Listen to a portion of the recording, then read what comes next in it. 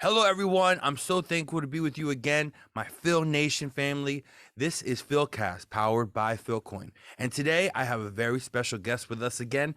This guest has a lot of intrinsic ways to look at how our economy is going. And we really want to dive in not only on their personal life, but also what they have to say about what they're seeing around the world when it comes to our financial market, PHILcoin, crypto, and philanthropy. So let's welcome Carlos Rivera with us today on our PHILCast podcast. How you doing, Carlos? Man, I am doing fantastic. I'm so excited to be with your program here today.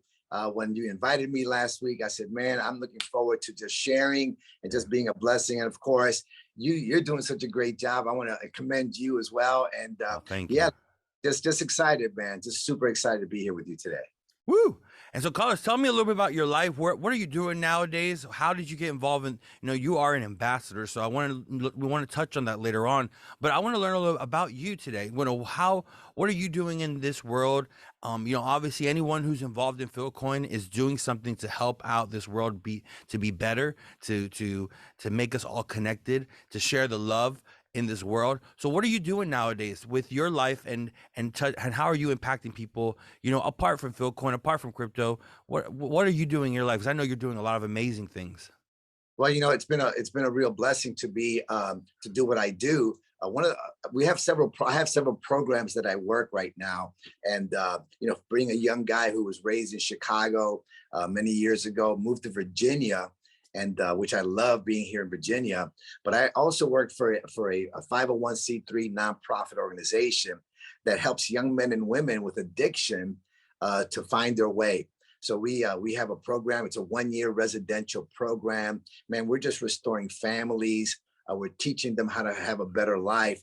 And one of the major parts that I do as an entrepreneurial background, is that I run 5 different businesses for the nonprofit, so that not only do we get donations from outside, but we also use our businesses as vocational training opportunities for the students that are in our program.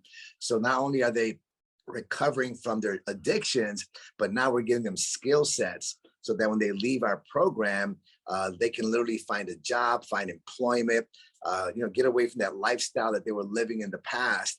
And, that's super exciting. And it really is a passion of mine, because unfortunately, many years ago, I lost my brother to addiction as well. So I have a passion to make sure that we don't lose people anymore to this horrible scenario where literally tens of thousands of people are dying every single day of overdoses. And we're just trying to make a difference. New Life for Adults and Youth is just trying to make a difference. And people come from all over the nation. And literally some folks are coming from different parts of the country, and the world, should I say, because we have a movie called Victor, and that movie was produced in Hollywood. And of course, people are watching that movie all across the world on Prime Television, right? On Prime, on Amazon. And I got to tell you, we get phone calls from families, from moms and dads whose hearts are breaking because their kids are lost. And man, we're just trying to make an impact. We know the answer. We've been doing this for 50 years. My father-in-law founded it. So, at the end of the day, that's our passion, is to make a difference in families' lives. Because when one person goes through addiction, the whole family suffers. Yeah. So a lot of ministry and restoring of the families as well. So that's kind of what I'm doing right now, and it keeps me really, really busy. And I'm really happy. So I love to. I've always heard. Listen, I always heard that when you love what you do, you'll never work another day in your life. Yes. So I feel like I'm very, very blessed to have that kind of a job, you could call it, that I just get up every morning and do what I love to do.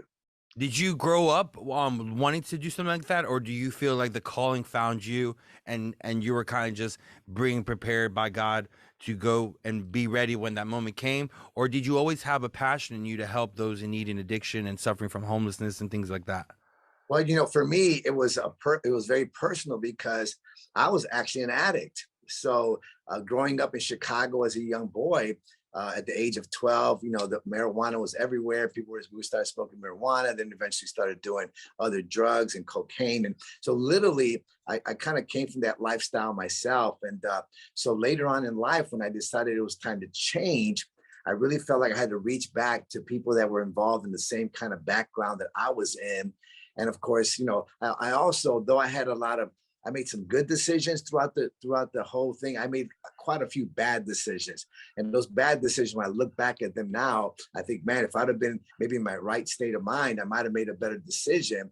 So I just want to make sure that people don't go through some of the things I go through, and I'm able to mentor a lot of men and women now, so that maybe they can avoid some of those pitfalls, some of those craters, I call them, because at the end of the day, some of the decisions people are making, and of course, with the drugs the way they are today, man, it's out of control, with heroin being so prevalent and just everything. So it's a passion that's grown from my own experience. I've lost lots of friends to it. So to me, I just believe that this is what I've been called to do. And so that's kind of how I got connected to it. And when I came to Virginia and met my father-in-law, Victor Torres, that's when I realized that God had brought me, like for such a time as this, to connect all the pieces and use everything that I have, to help people as well. That's amazing. And that's really exciting. Myself, I love doing that type of work when it comes to philanthropy work with people on the streets and that are down and out and just need a little bit of hope to hang on for one more day. And I think we need to be ready to see more and more of that, and also be conscientious of the fact that people in that population who are struggling with addiction or homelessness or mental health, they are not going to be so privy to understand some of these crypto world, some of these things happening in the financial market. And people like myself and you, we're going to be responsible to help take that message to them. So moving into a little bit of that, how are you, as a charitable organization and someone who's helping run those 5 companies for the nonprofit, you have to set up some procedures and internal things for those organizations for them to be able to use crypto as a way to get donations or to give donations out. How are you establishing right now with those organizations a way for your charities to start to use Philcoin or use crypto as a way to make their financial portfolio stronger? Well, I think the main purpose today, because so many people know nothing about this. This is such a new topic for a lot of people. Myself and my wife, though, right before COVID, we kept seeing this Bitcoin stuff popping up everywhere. Obviously we were all quarantined at that time. So I decided to do a deep dive into this Bitcoin to try to understand, what is this I keep seeing everywhere. So we began to research. A friend of mine turned me on to an actual academy that teaches about cryptocurrency. So I jumped right in and began to learn and began to invest as well. So I began in a personal way to look at this, and we saw some great returns on our investment. So as we were moving along and learning more, then of course this Philcoin opportunity came up. So being a person that's always giving, when they said the word philanthropy, I said, wait a minute, that's what I do on a regular basis. It got my attention. So I decided to sit there and watch. I actually watched Jerry Lopez, the CEO of the company, on a video, and I thought, wow, this is pretty amazing. I wasn't 100% in. It was so brand new. I had to kind of digest it a little bit. So I came back a week later and sat through another presentation, and then met Dunstan Tao as well. And at that point, after meeting both the CEO and both co-founders, I realized that this was the real deal, that these men had a hold of something that was so powerful. And of course, changing the way giving happens. I mean, my wife and I, we're givers. I mean, we give our time, we give all our talents, all our gifts, we give our money as well. So we looked at this and said, man, this is a marriage of something that we already do on a regular basis, and now bringing in new technology to marry them together. And I thought, this is a match made in heaven. So we were super excited and got involved with the organization right away. And now we're just doing what we can to spread the news, right? To get out and talk to people about Philcoin.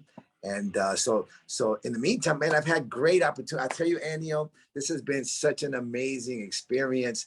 I've had a chance to go to Panama, to Costa Rica, of course, to Chicago, and of course, and talking about Philcoin to very large groups of leaders, which has been amazing how well they've embraced it. And so it's exciting because every organization we talk to are giving organizations. They're making a difference and an impact in the world. Now we're able to show them a way to do this using technology, which is absolutely amazing.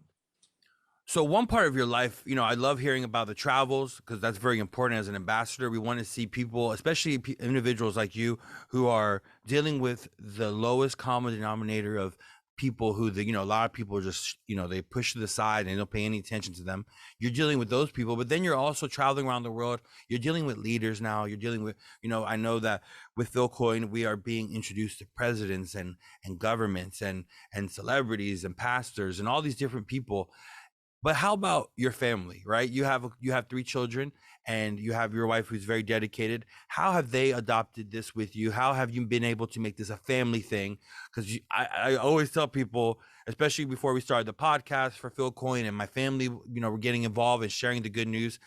I was already very busy. And I said, God, you're sending me something else that I know is going to take a portion of my time, but I'm already so busy. And I think God, sometimes he says, I don't care. I need you to do this and you're going to do this. And you say, yes. And it's been a blessing in my life and for my family. It's brought us together in ways that I never thought it would. So has that been something that you've experienced as well? We sure have. The one thing that happened during COVID is both of my children were in college. So my son and my daughter, Alana and Gabriel, came home, right? They had to be quarantined to hope they shut down the Mhm. colleges. So they came home. So I actually had my family together, along with my youngest son, Victor, all together in the house, which is so amazing. So we took advantage of the time. And of course, at that time, I was already learning about cryptocurrency. So I was talking to my son about investing and my daughter. And of course, they started investing in cryptocurrency. So we kind of made this thing a family. Even before PHILCoin, we were already talking about it as a family to invest, because my children grew up in an entrepreneurial home where both my wife and I had businesses. So they grew up seeing mom and dad working on businesses. So we try to implant that into their lives as well. There's nothing wrong with being an employee, but we look at them and say, listen, being an employer and creating opportunities for other people is really a great thing to do. So they got involved in crypto way before PHILCoin, started investing in Bitcoin. And then of course, it's been a topic of conversation in our family for quite a few years now. And so literally, I say that the whole managing this PHILCoin experience and opportunity has been really great for the family because number one, they travel with us in the Wow. Puerto Rico. So great. My son and my 2 sons were there. Are you My son, adopting? I didn't know what, if you were, just wanted to know if you were adopting. I'm adopting children. Yeah, because if all the children go on vacation with you all the time, we need to get some applications. Well, that's so amazing you say that. My wife and I, since we were newlyweds, and we started having children later on. We always do at least 2 vacations a year. Always, I mean, at least 2, sometimes 3. But we've always decided that we're going to do 1 vacation with our kids and 1 vacation without our kids, because Strategy. it's strategic, right? Yes. We were very intentional because so many, it's unfortunate, so many families suffer because the parents work so hard. So we take that time to be together, but then mom and dad also have to be husband and wife. Yes. So we always take 1 week, at least a year. We take off, leave the kids. Used to get babysitters when they were little, and we would just go and then just enjoy ourselves to make sure that our relationship was tight. Because the struggles and the pressures of life can be very difficult. So, and the pull from the children can be hard too. So we decided we do that every year. And I tell people this all the time because I believe that's so important for us to nourish our families. And of course, especially our marriages, because the pressures of life are hard, man. So Hmm. yeah, so our kids are involved, man. They've all invested in PHILCoin as well. They've been on trips with us.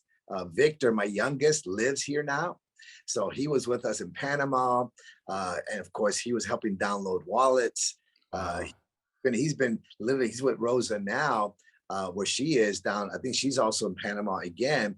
So he understands, he's 16 years old. He understands crypto. He knows how to open up wallets. He knows how to do all the things he needs to do. And so we've made this a total family project. So we believe PhilCoin really has been a godsend to us. Yes, and I agree with that 100%. With families needing things right now to bring them together, we need things, especially for the youth.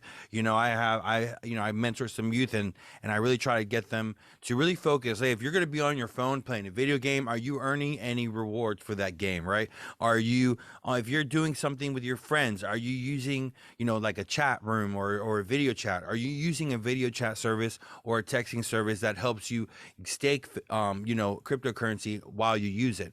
And so that's what I'm excited about for the future, is that cryptocurrency, especially ones like Philcoin, are adopting new ways of being able to create a lifestyle for families, with crypto involved, but with a lifestyle aspect that is helping people live a more sane and clean life. And that's what we're going to be doing with the app. So many new developments coming. I know we are in so many countries right now, representing over 150 million people in the world.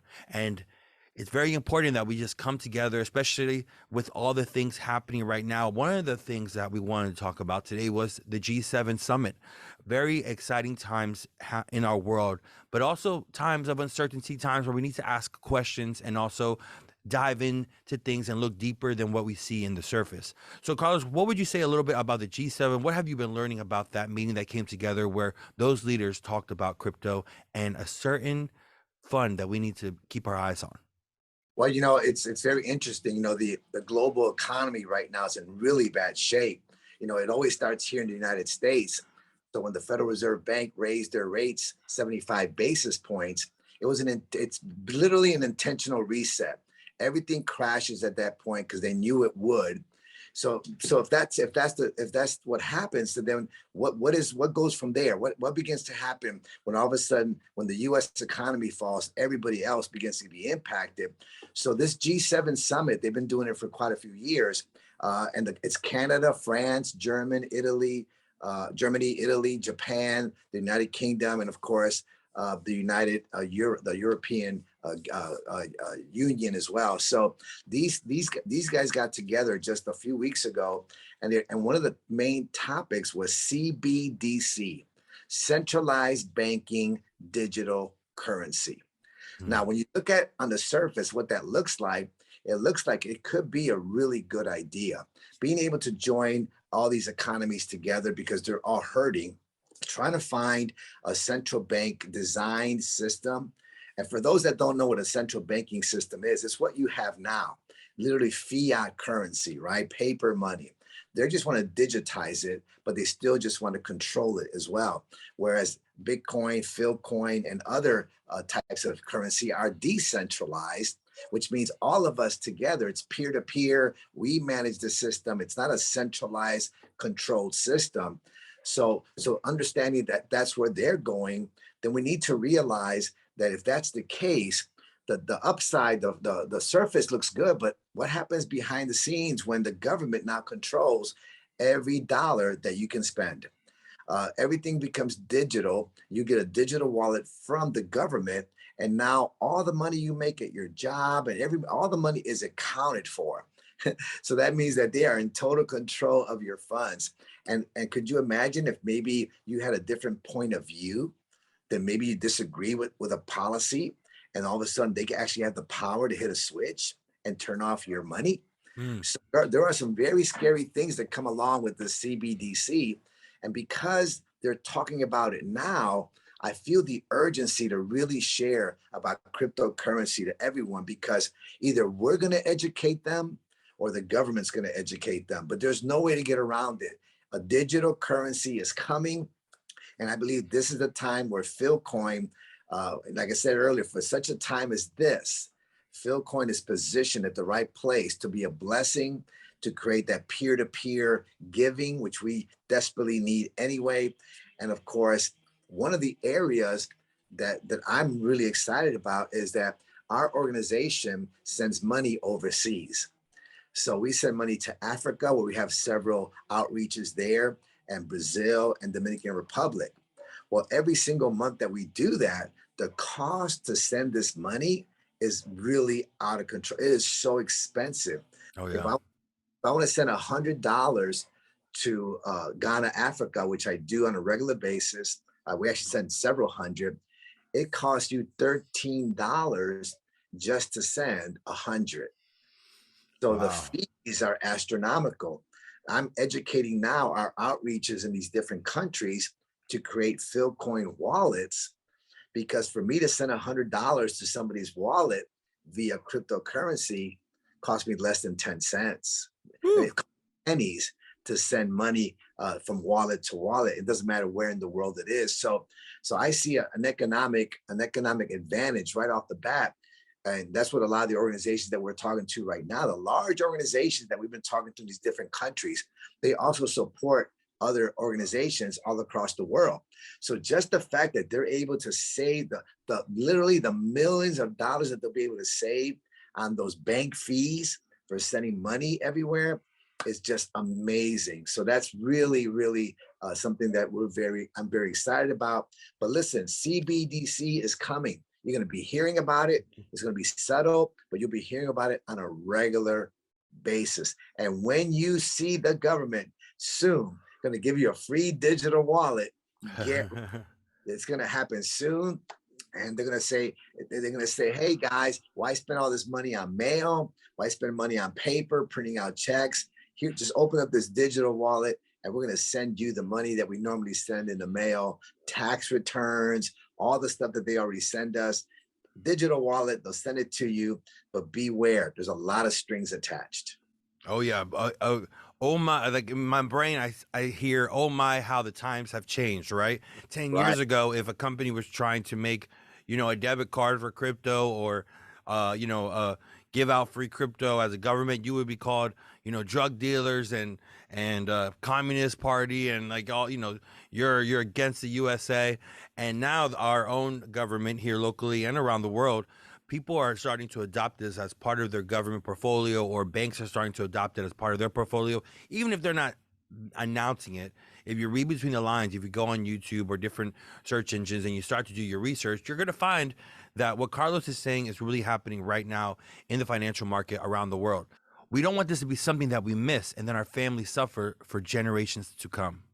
And so, Carlos, being around the world, being in all these different countries, what are you seeing that is a common denominator among all the different people that are ambassadors of PHILCoin, leading PHILCoin, or people who are starting to show interest?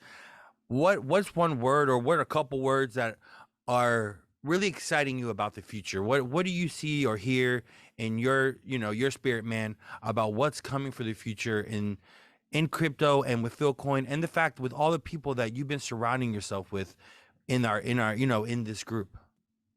Well, I think the word hope stands out of all the words I Wow. think of, because the future is so uncertain. There are so many things out of our control. That so many things that we're subject to, right? As human beings, as people in general. And I believe that when we look at what we're doing with PHILCoin, it brings hope. It brings hope to the people that are in need. I mean, to me, the thought of creating an economy in countries like Honduras, Yeah. where it's so poor, other countries like El Salvador, that's already adopted Bitcoin as a legal tender, right? And there's other countries following behind that. I just believe it's hope. It's hope for the common person in the world that's unbanked. I mean, the poor, they don't have access to banks. They can't go to a bank and open up an account. They don't have the money to do that. The average salary in some of these nations can be $200 to $300 a month USD. So when you have that kind of lack of resources, then I see this as an opportunity for the common person on the street to be able now to become their own bank, to hold their own funds. You mentioned staking rewards. That's already getting ready to take place with PHILCoin. So you'll get interest on your money, not just keeping it under a mattress or putting it in your pocket. You actually get paid interest on it. So I just see a way for just a common person to have hope. And also, whenever you see an economic breakthrough like this, an economic breakdown, should I say, it's a breakdown, there's always a wealth transfer that happens with it. So this wealth transfer right now is I think it's positioned, and because of cryptocurrency, I believe the coming back to the people. It's coming back to the people, and that's what I love, the possibility that the average person can now take advantage of this new technology, and now they can participate in economies. And when I saw the videos of El Salvador, you're talking street vendors that are selling snow cones, people selling their products, our artisan products on the street, and they just pull out their phones and they're transacting with one another via phone, and they're doing crypto transactions. Man, that shows me that there's hope for the future, and for hope for just mankind in general to be at a better place economically, instead of just the banks and the governments controlling everything. Yeah, because a portion, remember everyone listening to my PHILNation, a portion of every transaction of PHILcoin that happens goes towards philanthropic causes that are, going to be a part of everything that we do together in our app. We have our ambassadors doing their projects, but PHILcoin, we're helping societies, helping become, the unbanked become banked. We're helping charities connect with crypto. And this is just going to really change the way giving happens. And that's what we're trying to do here. We're trying to help individuals and organizations understand that the way the governments are running our economy is not currently working out, especially for the sovereignty of different nonprofits and charitable organizations around the world. So in closing, Carlos, it's been a blessing to be with you on this podcast. It's really opened up my eyes to the work that is going on around the world. But I really would love for you to share a little bit, in closing, give us some more hope. I love that word that you chose. I think that we need that, especially with everything happening around the world. Give me one more word or a final word for our listeners to take them into the next week and keep us going strong with everything happening right now in the world. Well, I tell you what, I encourage people that are watching this program right now, if all this cryptocurrency and all this stuff sounds alien to you, then my prayer for you is that you educate yourself. There are so many resources. You can go online. We're creating a lot of resources ourselves through PHILcoin with basic cryptocurrency teachings and just learn. But I just want to encourage everyone that's watching right now, listen, educate yourself, learn about this. This is not something you just want to push to the side and say, oh, that's just another thing happening. You want to educate yourself, get connected to it, and learn. Because not only do you have opportunity to get connected to the future, but there's a huge wealth transfer that's going to happen.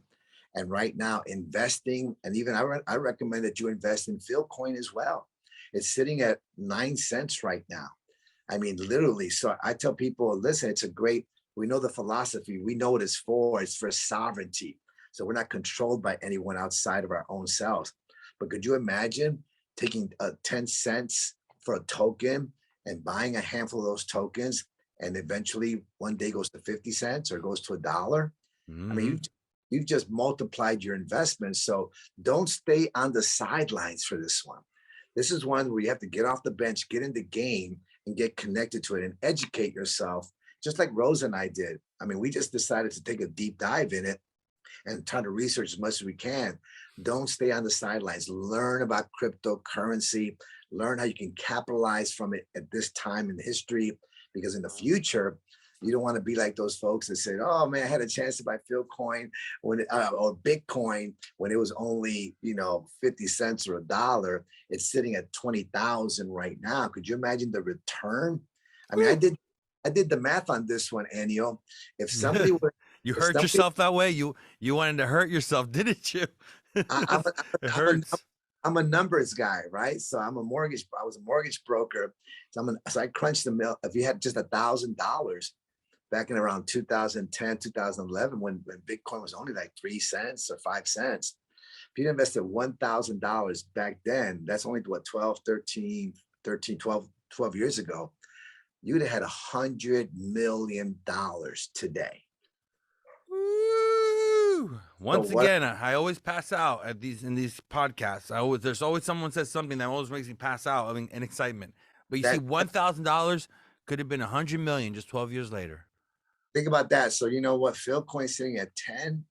The mission that we have right now to go across the world, if just one country like Haiti right now, which is really adopting PHILcoin, if that nation decides to use PHILcoin as a currency for that little island, you're going to see an astronomical jump in that Philcoin value because of the transactions that'll be happening. So I want to encourage you, don't stay on the sideline, guys. Educate yourself and by all means, get involved with Philcoin.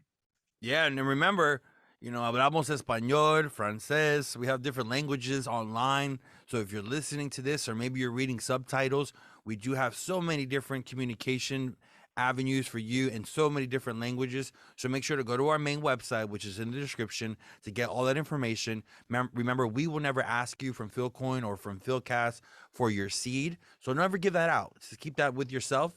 And if you have any questions, look for an ambassador near you. Contact us. We can connect you, because you can see as Carlos, he's gotten his family involved. He's become involved himself. And it's helped him grow in life, and he's been traveling. And so we want that opportunity to come to you and your family, especially if you're dealing with some uncertainties about your financial future. We want to let you know that there is a family behind Philcoin, for our PHILNation, that is here to help you grow, not only financially, but also emotionally, spiritually, physically, and also with the times. We got to stick with the times. A lot of times we miss these opportunities because we think that we are not meant to be part of the future. But each and every one of us, if you're listening to this audio, you are meant to be part of the future. You are meant to be part of something different. And you have to take this opportunity to do that, or you're going to, like he said later on, you're like, man, I wish I did that. I wish I got Bitcoin at 3 cents. I personally wish I would have gotten Bitcoin at 3 cents. I remember when I got in college and I sold it because I needed some gas money. And now I look back and I'm like, I would have thrown, if I wouldn't known now, if I would have known then what I knew now, I would have thrown the car out over the bridge and bought the Hey, Bitcoin. that was an expensive tank full of gas right there, buddy. Yes, yes. You pay the price if you don't listen to good advice. Carlos, so what are some of the challenges that you see the philanthropic space having right now with crypto? How do you see us being able to move forward to face some of those challenges? Well, I think that just like I might have mentioned earlier, I think the biggest thing is that people that are doing philanthropy right now are just used to the regular system where money goes through a foundation that, where believe it or not, it's a centralized giving system the way it's set up today when you do philanthropy, because you're giving to an organization, which in turns goes out and does what it does. And of course, there's nothing wrong with that system. However, I like the flexibility through cryptocurrency and through Philcoin that it's peer-to-peer transactions. That I can actually I can send it to an organization if I want to, or I can send it directly to an end user. Maybe somebody that I know personally, that maybe a missionary in a different country or something else. I can actually decide to send my money directly to them as well. And I think the big thing with philanthropy and cryptocurrency is, again, cryptocurrency. Folks are used to the fiat system. They're used to banks storing their money. They're used to everything that the centralized system provides. So I think getting outside their heads and getting outside, outside the box and thinking about cryptocurrency, if you're going to give, the cost of transactions are so much cheaper. I mean, drastically. So if you're a philanthropist that likes to give money, rather than wiring money and paying all this money, you can send it for so much less and still be able to do it. So I think the mindset of people that are giving, if you're a philanthropist, educate yourself. A lot of people are afraid because they just don't know, and just to give you an idea, Warren Buffett, that's a perfect example of somebody who people listen to on a regular basis. So Warren Buffett was calling Bitcoin and cryptocurrency rat poison. Mm-hmm. So he was calling that for so long that the market, everybody turns to Warren Buffett as their mentor and follows his financial strategies. Well, right away, they're going to adopt the same attitude towards cryptocurrency. Well, that went on for years and years and years, amongst other big financial investors were really putting down cryptocurrency. But guess what happened this year? This year, Warren Buffett took $1 billion, y'all, not just a little bit of money. He took $1 billion from his organization and bought and invested it into a crypto bank in Brazil, one of the largest crypto banks in the world. So now Warren Buffett is now part of that organization, and he took all his money out of Visa and MasterCard. So think about that just for one moment, folks. If you want to see where the money's going, follow the money. So somebody like Warren Buffett just did it. What that should tell all of us that it's a good time to be connected to cryptocurrency, and using it as a philanthropic tool is better and easier than sending your dollars through Western Union, or doing any other way that you send money around. Or if you're a big philanthropist, people are looking at this going, wow, this could be a real opportunity, not just to give, but also for money to grow.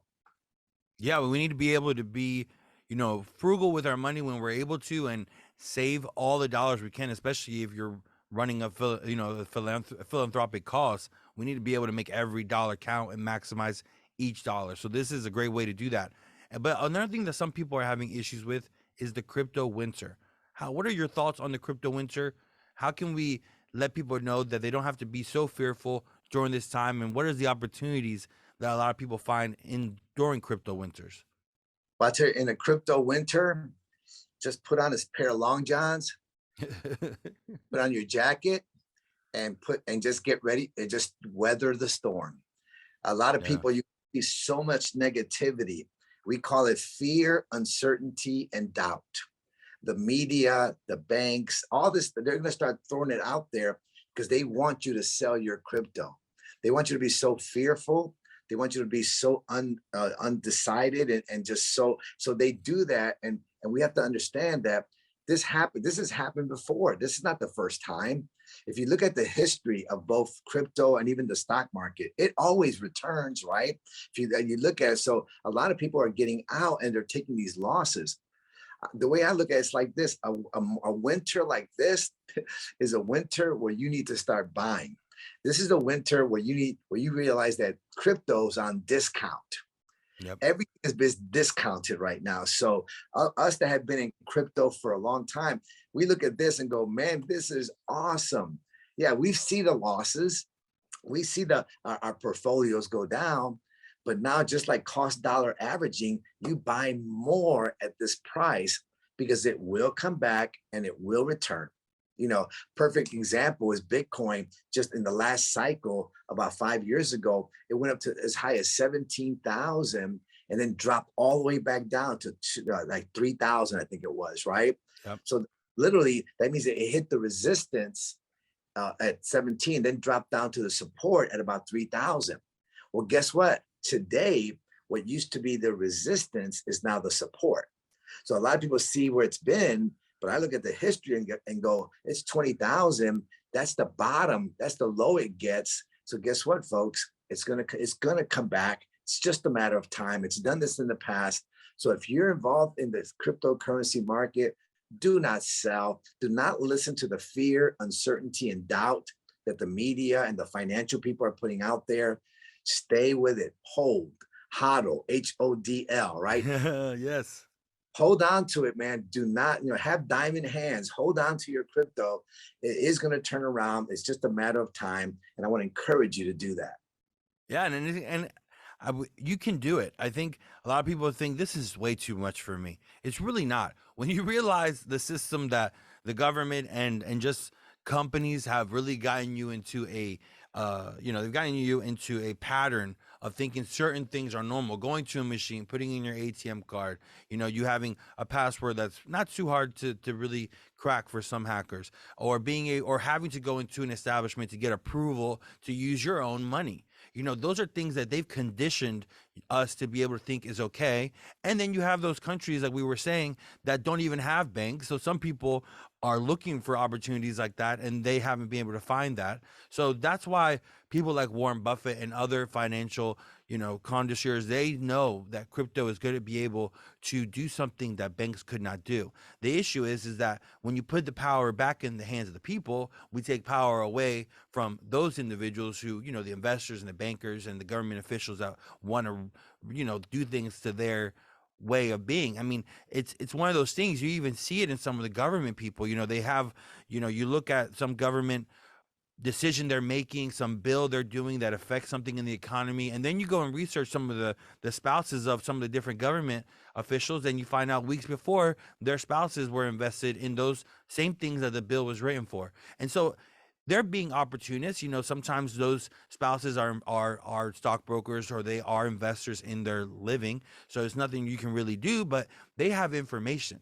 And so this is information that we're giving you as a tool, as a power tool that you can use in your arsenal of financial, weapons. And we need to be able to be smart about it and make sure that you are invested in a company like PHILCoin that has a founders and a team that you can touch, you can go visit at an event that they're at, you can be able to see them online and interacting with their followers. That's something that you never see, is an owner of a cryptocurrency being face to face with the people who are involved in that crypto. And so that's amazing as well. Dunstan, you got Jerry out there. We have all of our ambassadors. You have Carlos. So, this is something that it's real. And if it wasn't real, all these people with huge hearts would not be involved. So we want to focus on that. And I really thank you for pointing that out, Carlos. Absolutely. Well, I think that as we continue to go forward with PHILCoin, and of course just cryptocurrency in general, Yeah. Know that all the good news is Bitcoin is making the way. I call Bitcoin the John the Baptist. Yeah. Yeah, Bitcoin is already proven. Bitcoin is going to go forward. So we're going to ride the coattails of cryptocurrency adoption. And of course, because there's plenty of room for other projects that do different things. So the way I look at it is that if JP Morgan, Sachs, Goldman Sachs, all these huge investment banks and companies in the United States are all adopting Bitcoin right now. Their investors have been buying it for the last year. Harvard, Yale, these two huge colleges have been buying Bitcoin since 2018. See, so if all these big institutions are investing, then they know something that maybe we don't. And they know that eventually everything is going to a cashless society. Visa, right in the midst in 2020, in the midst of this whole COVID thing, Visa actually put a patent in for a crypto system replacing cash, replacing fiat. So Visa, all these companies are all positioned already for the transition. So guys, listen, get in it, learn it, get involved. PHILCoin is going to make a difference. Great investment, a phenomenal project. The vision to change the world, man. That's why I'm in it, because we're all about giving and of course changing the way giving happens. That's right. And you better get ready. Even there's one organization called 5ire.org. They create blockchain technology. I saw a post where they had just worked with the government of India to get India's going to put $100 million in creating a blockchain technology for their country. And India, I think, just recently surpassed China as the country with the largest population. So if that's any indication of where crypto is going, the country with the largest population is investing over $100 million. And that's just this year. That's just this month. Next month it could be something else. Next year is going to be even more. But they know that crypto is going to help their government move forward. And so we need to get on it now. Don't miss out on your opportunity, PHILNation.